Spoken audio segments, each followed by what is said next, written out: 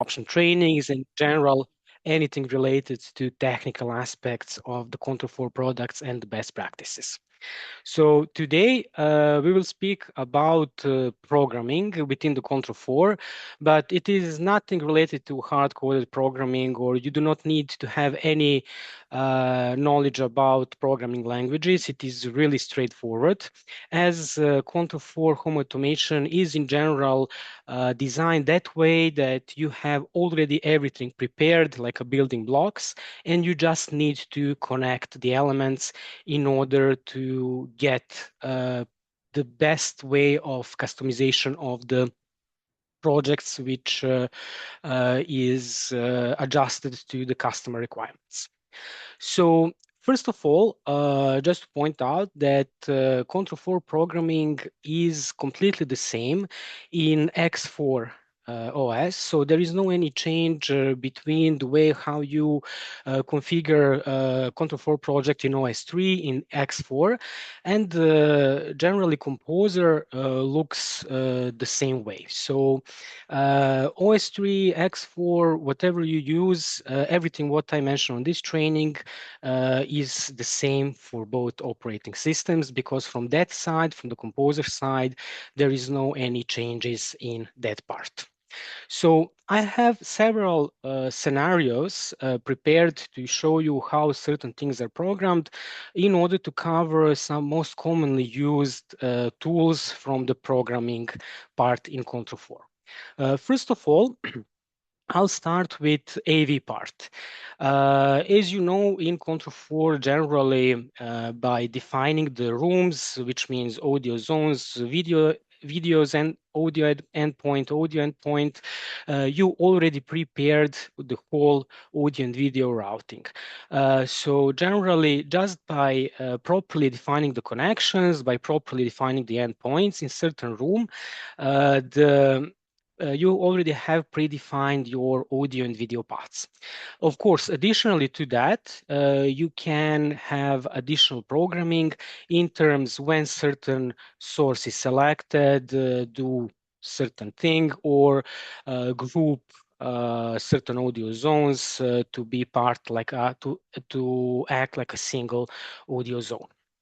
So when we speak about Control4 project and the elements which you have available in system design, each of the elements in terms of room or even agents, and of course any driver which you add in the project, beside it has certain properties on the driver setup and connections available. It also has certain options available in the programming part. So the last option in the main menu of the composer is related to that programming part. So when I select programming, again I have a list of uh, all my devices within the project, and depending what I select, I have certain options available. So as you can see in programming, on the left hand side I have option to select certain device or object, and I have the same on the right hand side.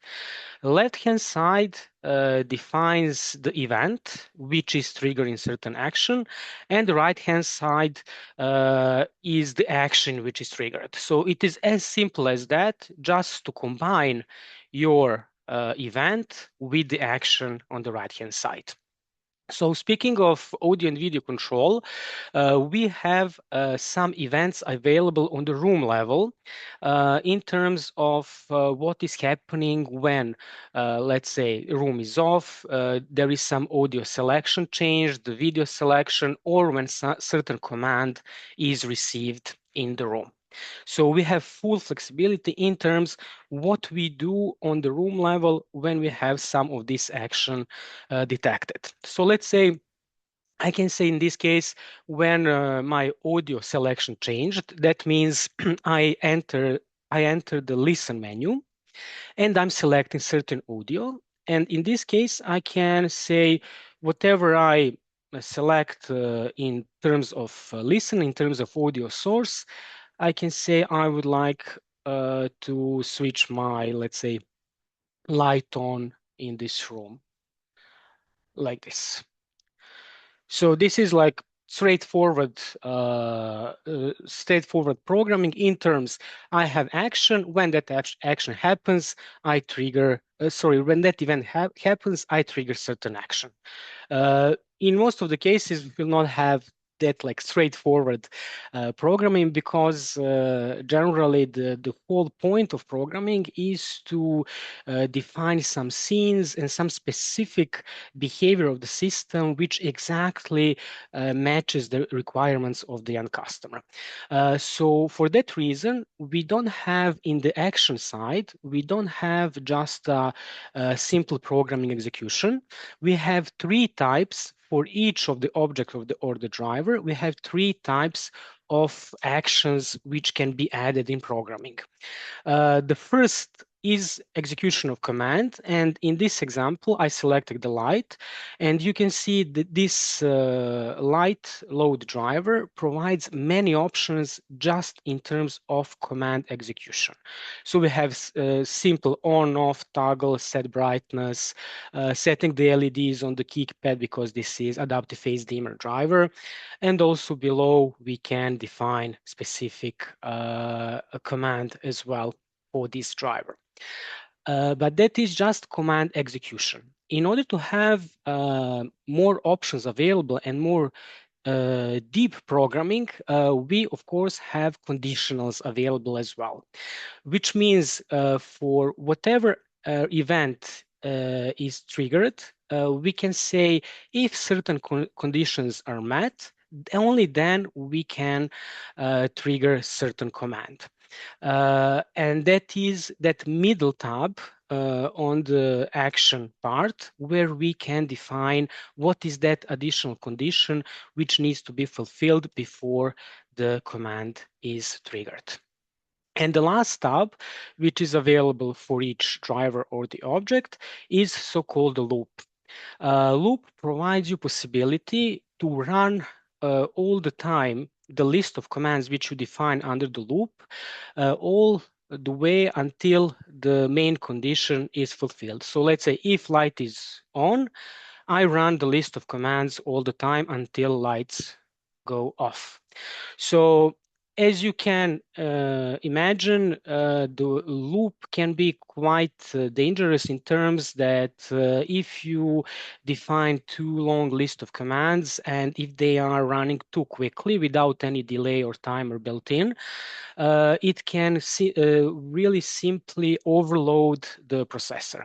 So generally, if we need to use the loop, we need to be really careful about that, to always have in mind to have some kind of delay built in and some way to get out from the loop to prevent that infinite loop running on the processor, because it can easily eat the processor memory and processor time. So generally, we rarely use loops just for that reason to avoid that potential problem. So most commonly, we will use standard commands and conditionals. So in this case, I have for my room, I said I would like to trigger certain action when audio selection changed. And I can say here additionally, what audio selection, for example, is selected. So I can say when my, let's say, digital media is selected as audio source, sorry, here, in conditional, let's say digital media, if it is selected, only then I would like that my light is on, for example. So this way, I'm doing the programming in terms that it's not executing command only when I enter the listen menu, when I change audio, but I specify to which audio source I would like to switch my system and what action it should trigger. So in this case, light will be on only if my audio source is some digital media selected. But how I put it here now, it will switch the light on in any case, because when we are adding the commands here in the main list, we need to take care if we have if conditional, what commands are under if conditional and what commands come after if conditional. So how I put it here, my if conditional is empty and my command turn on the light will run in any case, whether I select digital media or any other audio source. So in order to check my a conditional against the command below it, I have to put my command under that conditional. So I have to get this arrow on the right-hand side in order to put it under it. So this way, my command is run only if this conditional is met. So generally, always take care that when you are working with conditionals, you always need to have a command under it, because if it is just below like this, conditional is not used in any case. So this command will run whether the digital media is selected or not. So it is quite important to have that in mind. So that is related to some basic things when we speak about the programming. Additionally, when we speak about audio control and grouping of audio zones, most commonly end customer will use that dynamic grouping of audio zones in terms on user interface. When some audio zone is playing, there is an option like a plus sign to add some other zone to that already playing zone. That is like a dynamic grouping of audio zones. But in some cases, end customer typically use always the same rooms within the single zone. Let's say dining room and living room, they are quite commonly used as a single audio zone. So we can create like a shortcut in terms that we can say, okay, let's just on a simple button click, let's just define that those two rooms are single audio zone without need to go to media sessions plus adding the zone, just to define it with a single click. So for that kind of programming, we can use additional agent, which is called media scene. And within the media scene, I have here, for example, living and kitchen. We can define what rooms are part of media scene. And let's say I can add additional, just a second. Okay. Let's say lounge or whatever. So in this case, I have like a three rooms, which when media scene is activated are acting as a single audio zone. I have option here to specify that this scene is always active, which means those three zones are always working as a single audio zone. But in most of the cases, that is something what end customer should be able to enable or disable. So when I create this media scene, after that, I can define how end customer is controlling it. So I can say simply, uh, when I create a button, I can say audio zone button press will activate my media scene, and agents are also listed within the events. So I can just find this agent, media scene, and select activate living and kitchen based on last selected room or specific audio zone from which is member of this group. In most of the cases, that would be last selected room, because we would like to distribute currently playing audio onto other zones. So I can say simply activate, but in that case, this button press from audio control button press will just activate the media scene. So I would need second button or to define, let's say, for example, double tap to deactivate it. Or simply on the same button, I can say to activate or deactivate using toggle option. So this way, we provide to the end customer the way that with a single button click, he can group three audios on in one, or simply to ungroup them. That is typically used if we always have the same rooms as a part of a single audio zone. Just to remind you once again, um, end customer always have that option to dynamically select the rooms from the user interface from the media session just by adding it to the currently playing audio. Okay, so beside this, we also have one driver dedicated for the uh, audio audio control within the certain room, within certain audio zone, and it is called a room controller. So room control driver is like a shortcut for programming. So if I go to system design now, I already have one driver added. This is this launch control.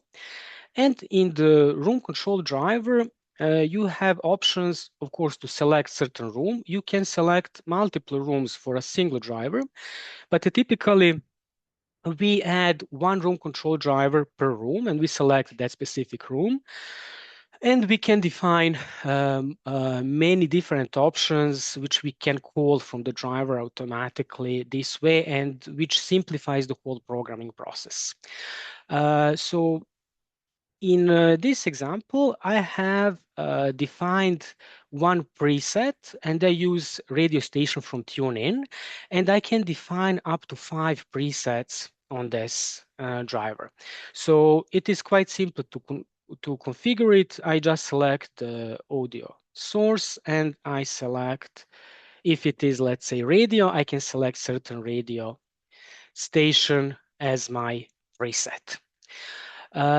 When I define the presets, I can easily call my presets with a single button press from programming.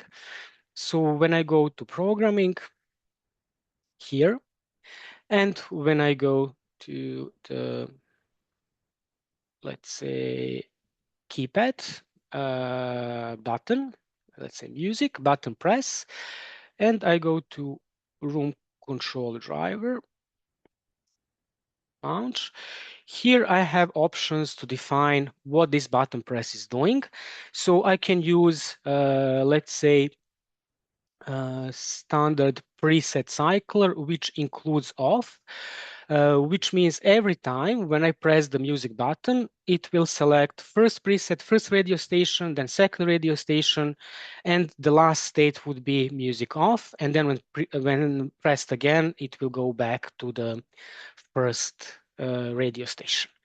Of course, I can assign specific button to each of the presets. So I can say first button is always selecting radio station 1 as audio source. So as you can see, beside this preset cycler, I also have option to control the lights and room off, AV and lights off with a single button press through this driver. Of course, you can configure all of this without using this driver, just through the programming. Just this driver simplifies a lot. You can do all of that with just one line in the programming. So we always recommend to use this driver in these cases where you would like to manipulate with AV selection. Okay, so speaking of triggering the action, in this case, I used the keypad and button press from the project to trigger some action. But also you have quite useful driver, which is called experience button. It is like a software button which you can add to user interface and which can simulate the button press. So generally within the user interface, either on touchscreen or the Control4 app, you can add this experience button, and this experience button can trigger certain action the same way like a real button from the keypad.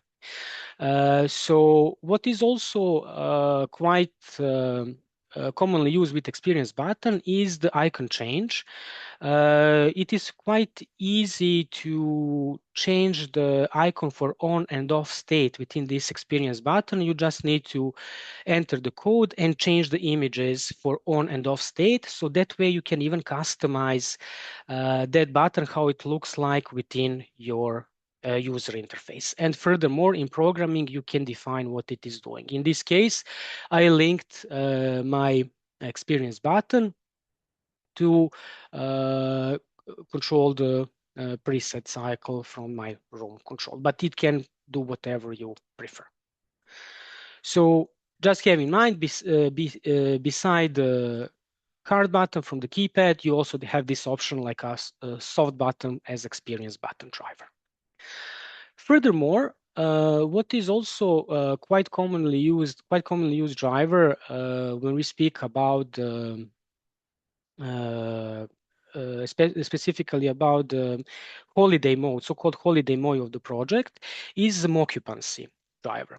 Mockupancy driver is recording the behavior of your system. Typically, it is enabled for 7 days, and it records the state of the system every 15 minutes. And when it is played, it can simulate that someone is in the house and actively using the system, which is quite useful when there is no one there, so-called holiday mode. And it looks like by switching lights on and off, etc., it looks like someone lives in the house still. So occupancy driver is really simple to use. So you have several options here. You can select what you are tracking. So you can track the whole project if you like, or just simple set of devices. You can link it to security system. You can link to the certain entertainment room to capture the state of the entertainment and specific device if you have it defined within the entertainment. Of course, that relates to like favorite channels and things like that in terms of what you would like to be switched on automatically when you are not in the house. So generally, this occupancy driver, the best performance it has when it is enabled to record the state for up to 7 days. The minimum period is like 24 hours, and it just makes that every 15 minutes like a history what was going on with the system, and it is able to reproduce it after. So how it is used generally in programming, you can use like a button, for example, just to start. Let's delete this. To start from occupancy certain state. So you can start recording, stop recording, start playback, stop playback, or simply clear it completely. And if you like to record again. So first of all, you will record for up to 7 days. And when you go to holiday, so-called holiday mode, you can just select start playback and it will act. It will simulate that someone is in the house. So it is quite simple to use it. And generally, you can link it to a certain button in project to trigger it as a action in programming, but you also have it available on the user interface. It can appear here like the icon, and you can simply change state like this. So you can, this is playback mode, and you can, this is recording mode. So even without any additional programming, just by adding it to the project, make it visible, and customer can select the mode for the occupancy. So for example, if they first they need to keep it recording mode for 7 days. When that is finished, they can stop it. And then when they go outside of the house for a longer period, they can just enable this playback mode. But as I showed you, it is also fully available through programming as well. You can trigger occupancy based on whatever action event from the Control4. Additionally, one also quite useful driver is a snapshot driver. So we can say that mockupancy driver is in fact more developed snapshot driver, because mockupancy driver is recording snapshots every 15 minutes of the system and it is playing it back. Snapshot is just doing the recording the current state of the system. So when I go to the snapshot here, you can also define what what devices you would like to be part of the snapshot, lights, blinds, thermostats, fans, and state of the certain room. So snapshot is like memorizing all the current state of the selected devices in the system, and based on the saved states, it can reproduce it if you need it. So generally, snapshot can be used in situations where you would like to run certain action for a short time in your project, and after that, when it is finished, you would like to recreate everything like it was before.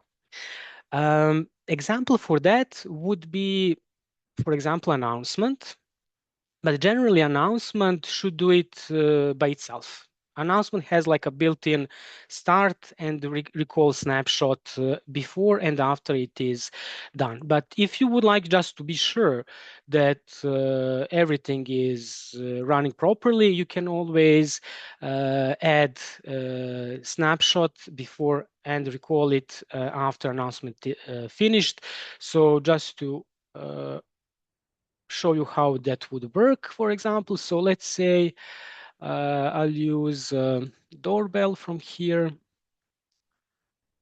just to find it.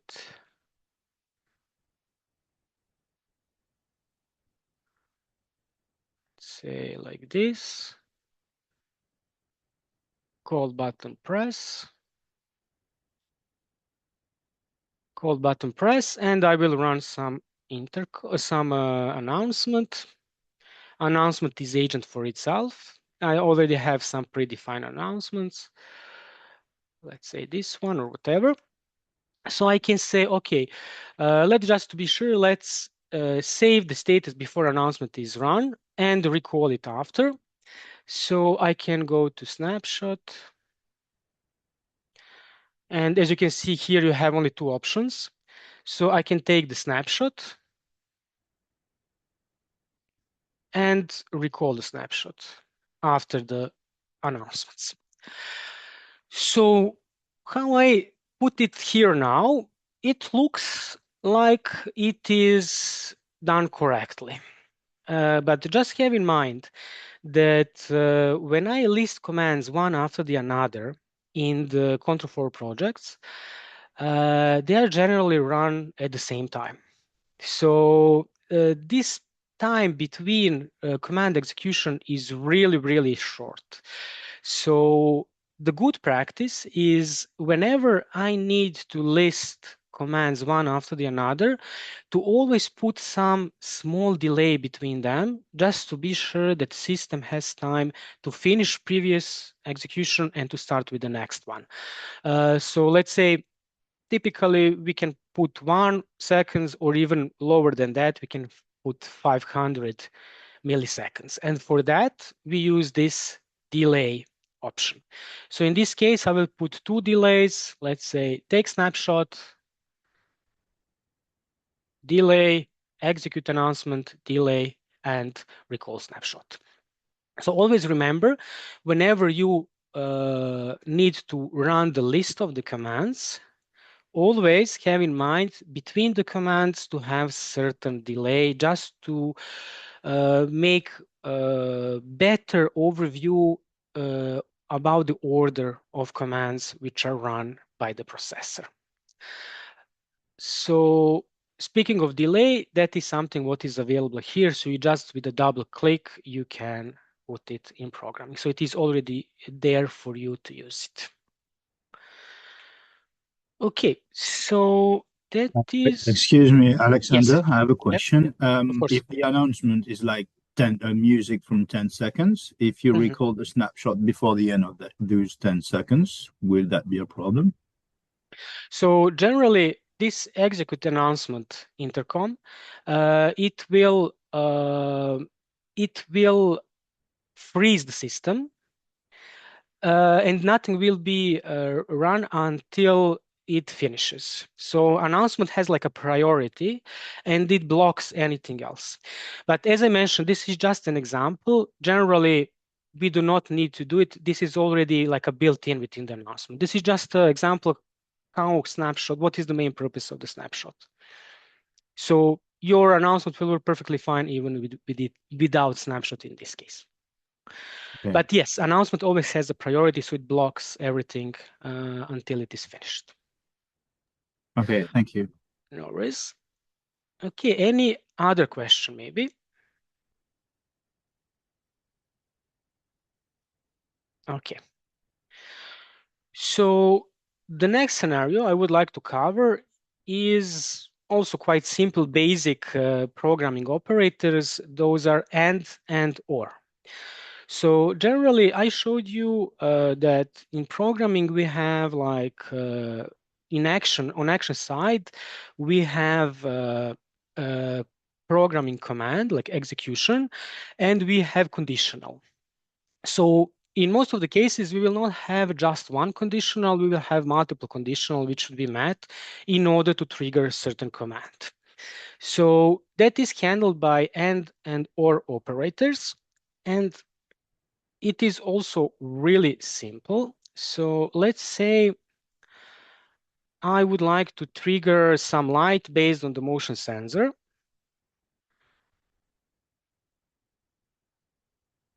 So let's say this spotlight, and I have some motion sensor like entrance. So I can say when entrance motion sensor senses motion, and if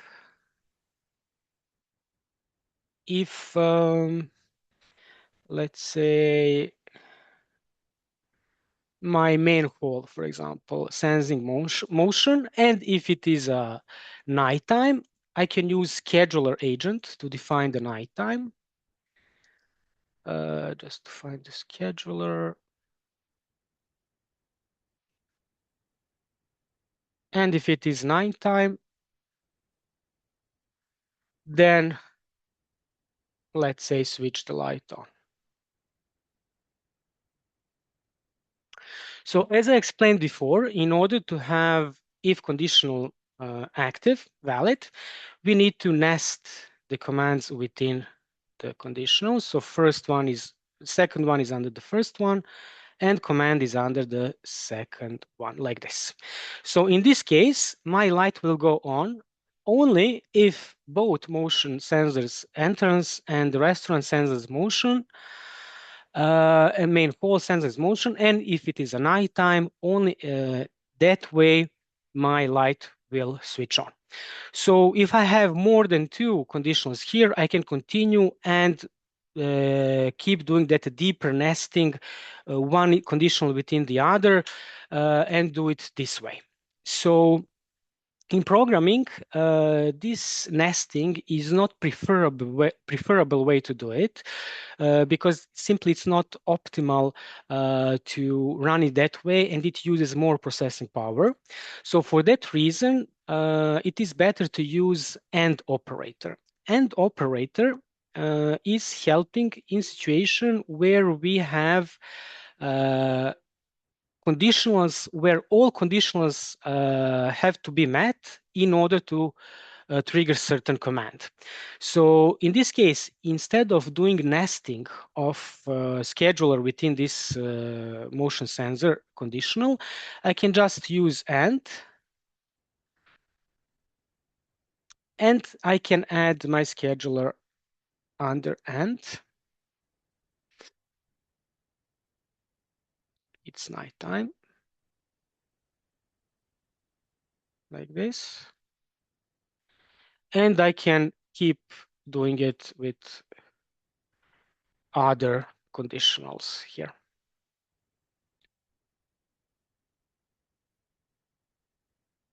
like this. And when I finish adding all the necessary conditions which have to be met, I can just click finish. And as you can see here, I have everything in a single line, and then I can add my command like this. So it is preferable way to do it with multiple conditionals where all conditionals have to be met to have it using and conditional. Similar to that, I also can have situation where I have a requirement that, let's say, my light should go on if any of the motion sensors are sensing motion. So in this case, we had situation where all need to sense motion. If you have situation that just some of the conditionals need to be fulfilled, in that case, we are using or conditional. So without or conditional, it will look like this. So let's say if this one. Uh, so when enter senses motion, my light should go on if my main hole senses motion additionally, or if my small hole is sensing motion. So this way I can do it, but I need to repeat this command every time for every situation here. The more convenient way to do this is to say or, and I can add my second motion sensor here. Finish and spotlight like this. So this way, I'm doing the same thing. Either my main hole or small hole is sensing motion, my light will switch on when entrance senses motion. So generally it is more compact way and better way to do it. Just have in mind, when you have multiple conditionals, you cannot combine under a single line, you cannot combine and or. So you use either or within the single line. So if you have multiple necessary conditionals, you use and. If you have optional conditionals which are triggering certain action, you use or. Additionally to that, when I'm already speaking about the conditionals here, just to explain the else conditional. So else is generally providing you option to define what happens if this conditional is not met, this first conditional, then you can define some other action, maybe to have some other light on, and you also need to put it like this under else. So speaking about and or else conditionals, we can group and, we can group or, and we can always, after if conditional, we can put else, which means any other situation outside of that if conditional, if will trigger some other action. Does that make sense? I hope this is quite clear. Okay, so in programming in general, those tools are quite frequently used, and whatever requirement you have from the end customer, most probably you will need to implement some of the if or else conditionals in order to trigger certain action through program. Okay, so let's go next. Scenario 3 is related to timers. So timers are also the elements which are quite frequently used within the Control4, and they provide you possibility to make like a controlled delay when command should be executed. Just to point out what is the difference between timer and delay. When we enter delay, which looks like a straightforward solution from here, when we enter delay, this delay is not controlled at all. So when that delay starts, nothing can happen until it finishes. So it doesn't have that level of flexibility which we can with the timers. And generally, for delay is used for really short time periods. For example, we need to separate the commands. But for any other more extended time periods, we will always use timers. So example for that would be situation where we would like to define working of our fan in the bathroom based on the status of our light. So let's say that we have our light switched on, and we will start fan in the bathroom from the moment when light is on. Of course, in this case, we can simply say when light is off, then add certain delay and switch the fan off. But in that case, if light is switched on or whatever happens in the meantime will not affect this delay. It will always switch fan off after delay expires. So for that reason, instead of adding delay when light goes off, we will add a start timer for, let's say, in this case, I use 5-minute timer. Timers are defined in a specific agent, which is called timer agent. And here you can define multiple timers which you need. So let's say test, and you can define the length of the timer. So let's say 15 minutes. Timer can be at any moment, can be restarted, stopped, paused, or resumed, depending on the requirements of the system. So it provides better flexibility in terms of controlling the timer expiration. So that is what we need in this case.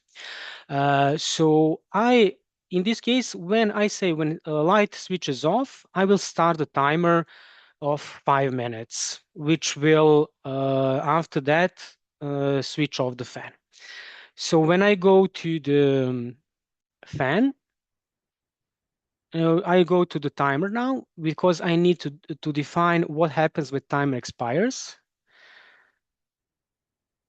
And I say when timer expires, the bathroom fan should go off, but only if light is not on again. If light is on again, of course, fan should continue to work. So I have this conditional. If bathroom is off, then turn the fan off when timer expires. So if timer still didn't expire after light is off and light is switched on again, I will have my timer just running from the beginning, and it is just a second switched off. If timer didn't expire in this moment, it will just restart it again. So it will continue to work.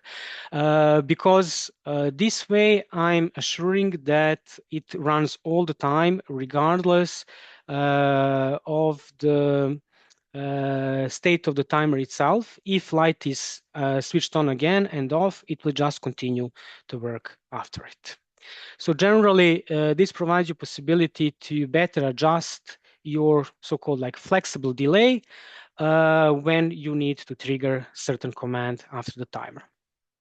A good practice regarding this is to keep the number of timers in your system as low as possible. As you can imagine, every timer is consuming certain processing time because processor needs to take care about the status of the timer. So always take care that you have minimum possible number of timers added to your project. So when you are designing the project and when you are planning programming, always plan it that way that you have smallest number of timers added in the project. Okay, so that covers timers. Furthermore, announcements. So this is quite straightforward.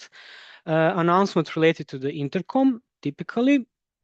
Announcement is the dedicated agent, which is used just to show on your touch screens or to play certain audio through the speakers when certain action happens. Typically, that action is doorbell press. So you need to define, in fact, the whole programming is up to defining the announcement agent.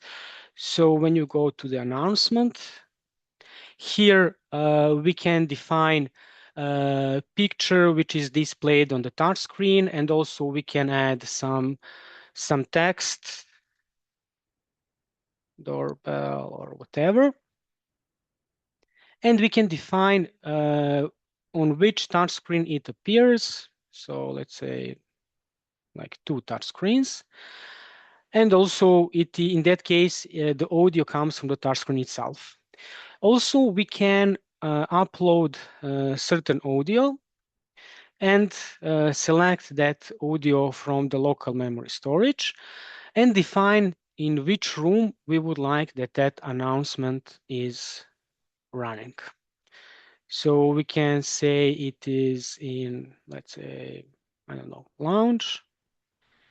And also we can define it on the touch level, on the touch screen level, like this, to enable this audio coming from the room level. In this case, I'll just remove this one, maybe this one. And we can use our speakers. This way, generally, the announcement will use the audio endpoint for selected room, which is typically amplifier, so it will go to the speakers. In this example, if we enable touchscreen, it will come from the speakers from the touchscreen itself. So generally, you have quite a lot of options here to define how your announcement will run, what you will see. And generally, from programming part, it is quite straightforward. You just need to link it to doorbell button press. So in this case, just to find the doorbell, I already showed you when I demonstrated the snapshot, how it looks like. So we have doorbell call button pressed, and we can just say execute announcement, and that is all.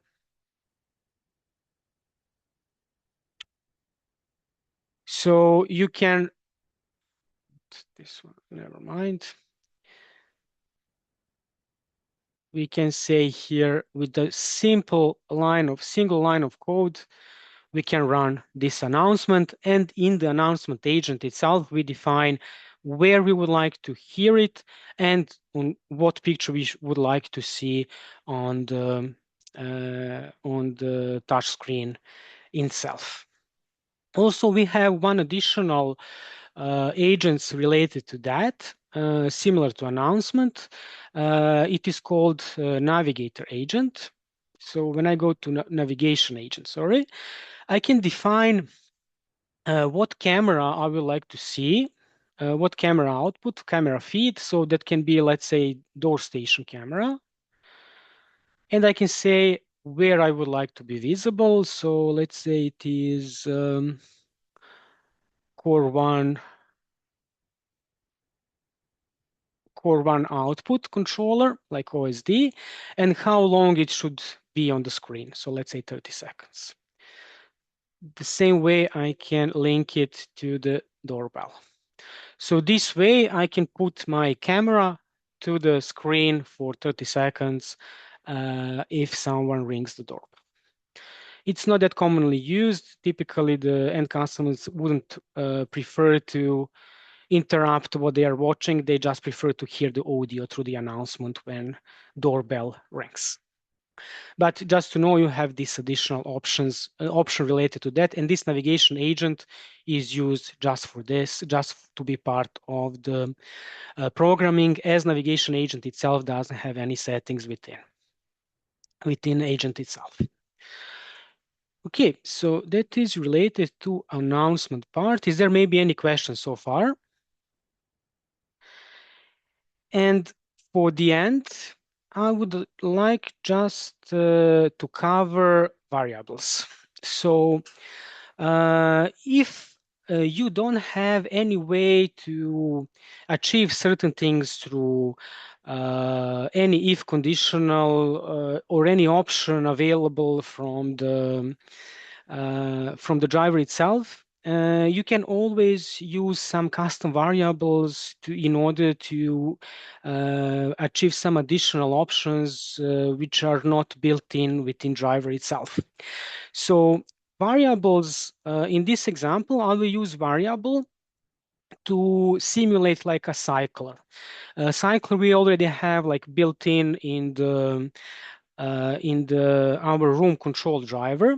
But in this example, I will use variable to be able with a single button press to cycle through the states, dimming states of a certain light.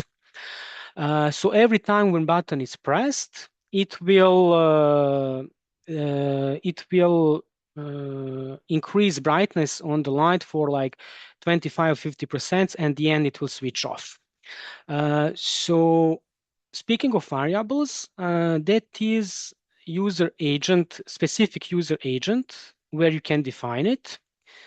Let's go to agents, variables. So here you can easily add variable, and let's call it test1 or whatever, and you can describe what is it, cycle variable or whatever.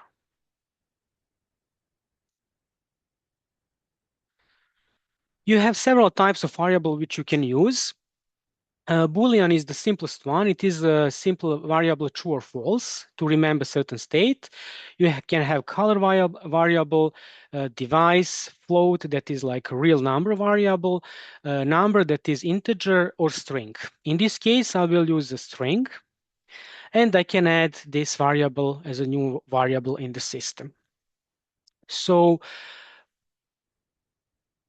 I already create one here, which I will use. It is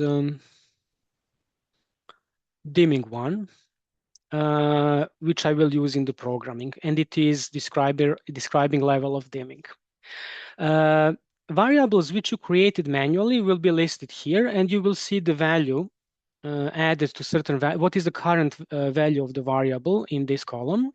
But also all of the devices, all the drivers within the Control4, they have already built-in variables following certain parameters in the system. If you would like to see all of them, you can simply enable this option, display system variables, and you can see all of the built-in variables available in the system. Of course, you can use any of those variables which are already available with the drivers to program your system further. So you have full flexibility either to create your own or to use any of the existing one. So in this case, I will use my dimming variable. Let's say light.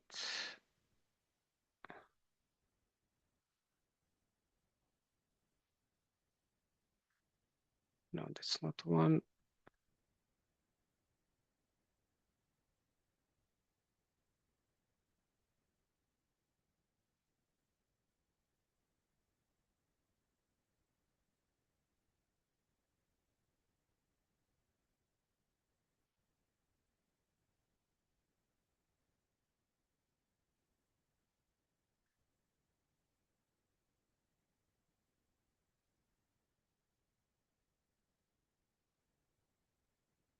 Just find the keypad.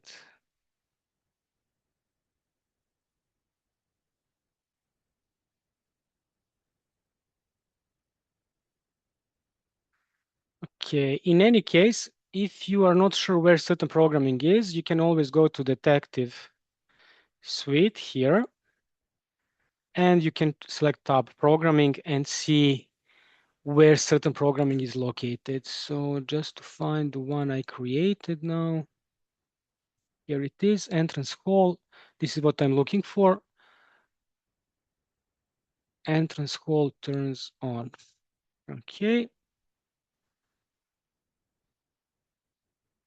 Entrance hole on. Here it is. Okay, so I linked this programming for switching on the light on the entrance hall. So every time it switches on, it will cycle through the uh, states of the brightness level of the light.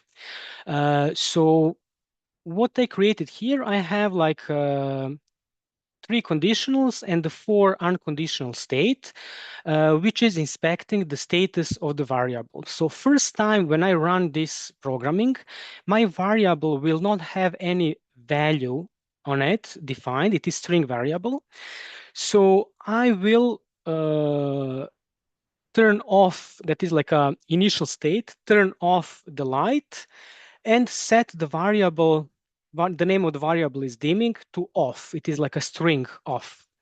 So second time when I press the button, it will have this value off. So it will enter the first conditional because my variable, dimming variable is equal to off. And it will set brightness to 25% and set my variable to dim 25. After that, I have the stop command. Stop command is here to prevent that my execution of programming continues further.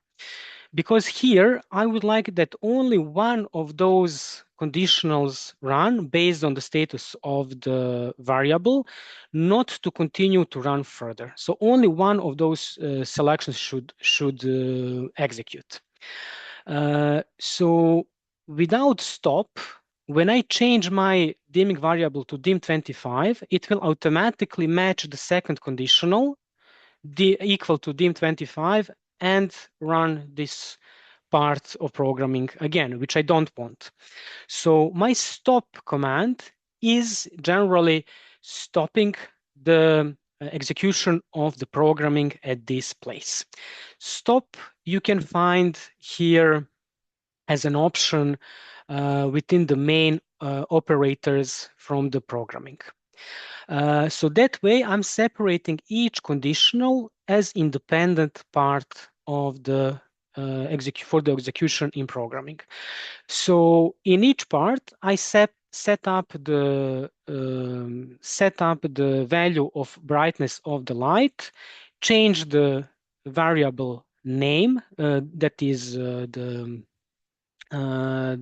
content of the variable, and when it is pressed next time, I'm entering the next part of the programming, and at the end it goes to off and returns to the beginning. So that way I provide in general cycling using the variable just with a single button press using the string variable, and I can that way provide four different states of light just with a single button press.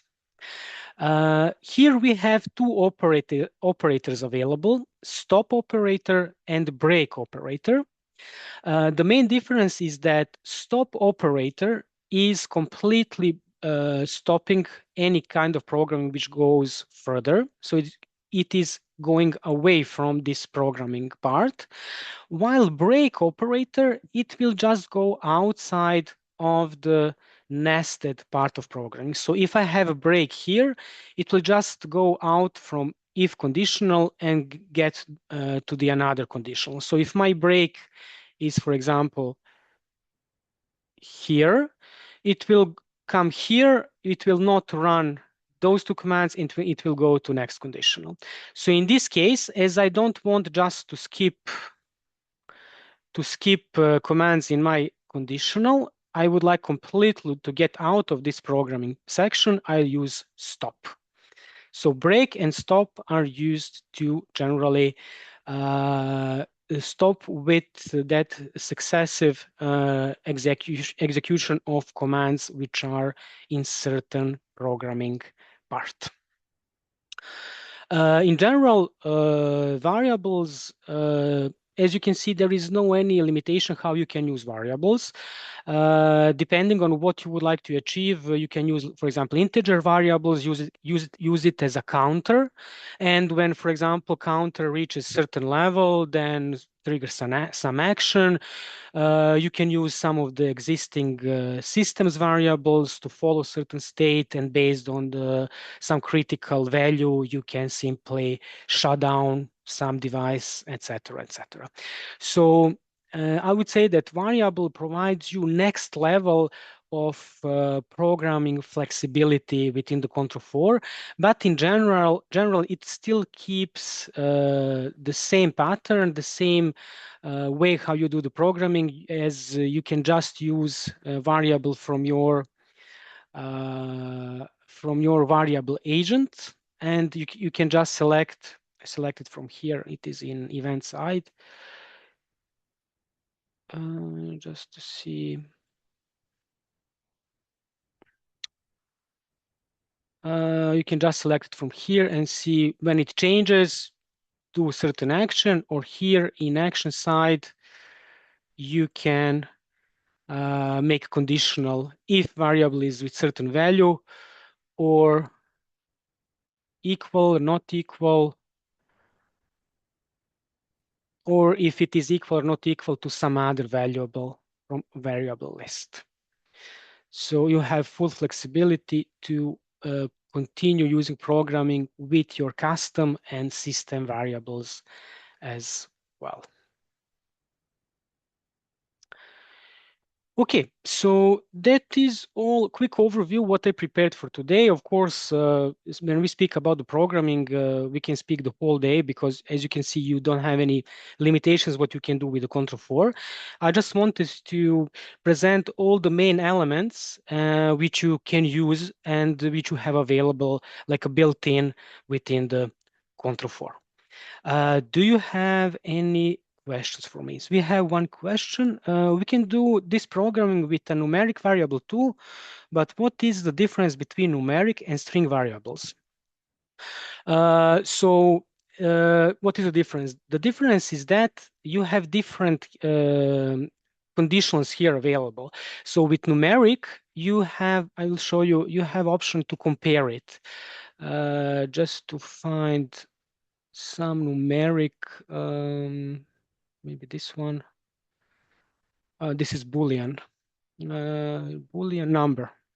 So if I select the number, you can see you have different options available based on the type of the variable. You can set a specific value, set a random value, add number one if you are using like a counter. So every time when some event happens, it increases by one. And conditionals are also different. You have equal and not equal, greater than, smaller than. And of course, this is the same if it is the same as value of some other. But you can see here, you can compare it to certain value, while with integer, you have only equal or not equal, as it is a string. You're welcome.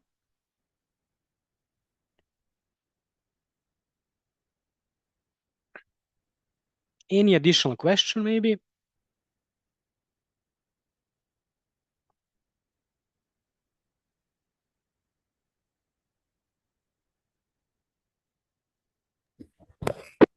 Hi, good morning. Good morning, My name is Alejandro. I'm Alejandro. working art construction. Mhm. And now is the beginning with the Control4 installation in Okay. in my company. And now I have the question: how and where I download the complete guides for the conditional and an example to try it and it's out in experiment. Other question: could be used its control solenoid or electrobubbles with variables such as temperature, or to control pumps or by conditioner for a starter basado en a specific condition?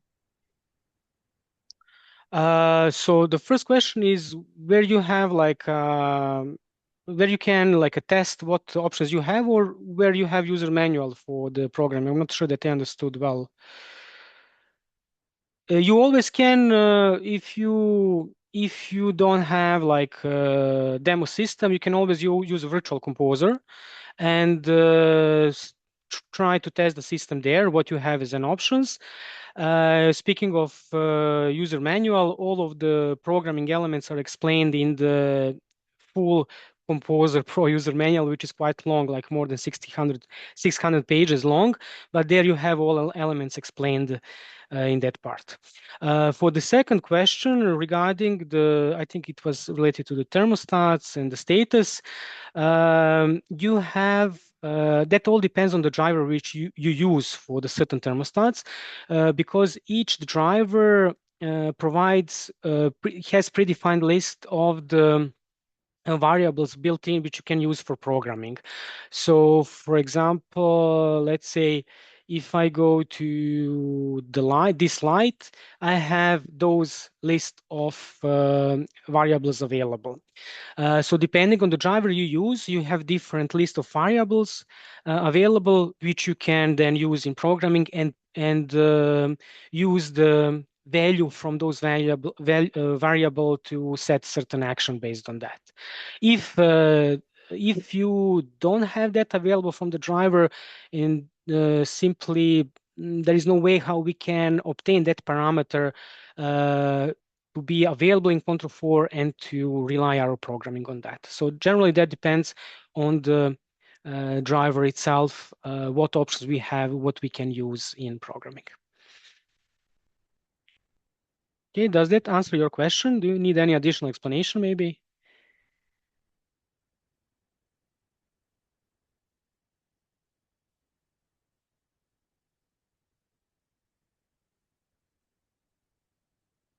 Hello?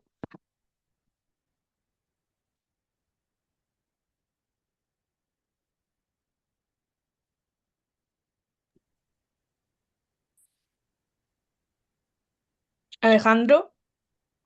Sí, sí, sí, escucho. Perdón. Muchas gracias por la... en español, perdón. Thank you very much for the good explained. And now is the working especially in January is for the reason this question. In my company it uses the Control4 for the interface, but now is implements the actuator and intent put install the actuator the Control4 for more compatibility. It's for the reason my question. Thank you very much for telling me and answering my questions. No worries. So in general, of course, we always recommend to use products from the Control4 ecosystem, from generally ADI, because the drivers which we do for the Control4, they have the best integration in terms that you have more those built-in variables which you can use, the more information which you can pull from the device itself, and more flexibility in terms of the additional programming. Okay, we have a question in the chat. When there is a power outage or a program is updated, what variables does the system retain? So generally, you have your custom variables. They are stored in the permanent memory, so they are definitely there.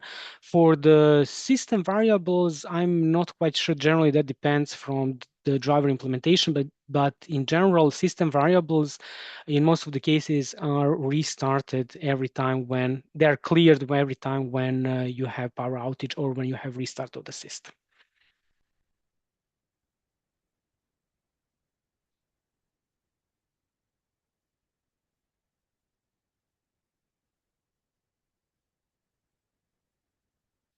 Okay, any additional question?